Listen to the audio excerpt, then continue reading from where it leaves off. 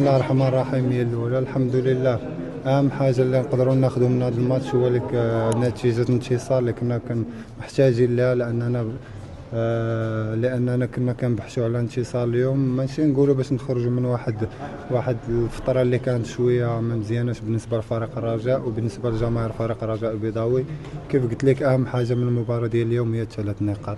ان شاء الله نتمنوا انها تكون البدايه ديال فريق الرجاء البيضاوي. طمأنا على الحاله ديال الخروج ديالك، واش كان فني ولا ديال الاصابه؟ لا الحمد لله الحاله الصحيه ديالي مزيانه. كيف ما شفنا كان المقابله كانت بالنسبه لنا ماشي نقولوا سهله، ولكن بعد الطرد ديال اللاعب ديال اتحاد طنجه كنا كنحاولوا اننا نسجلوا اهداف اكثر باش نعطيو فرصه للاعبين اللي متواجدين معنا حتى هما انهم ياخذوا الفرصه ديالهم.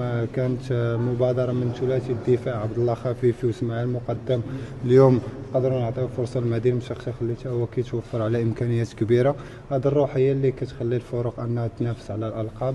كنبغي نشكر جميع اللاعبين على المجهود الكبير اللي قدموا اليوم. واخر اليوم هدف ديال ايكيس شفنا فيه لا دي ان ديال غازا، كيفاش نتوما كتعاونوا الدراري هادو باش يندمجوا داخل الفريق؟ لا الا شفتي ردة الفعل ديال دكه الاحتياط من بعد الهدف ديال ايكيز الكل تجلي، لانه لاعب صراحه عنده مؤهلات كبيره، لاعب اللي كيشتغل معنا من بدايه الموسم، لاعب كيتوفر على امكانيات. كنحاولوا نساعدوا جميع اللاعبين الشباب لان فريق الرجاء محتاج الاولاد.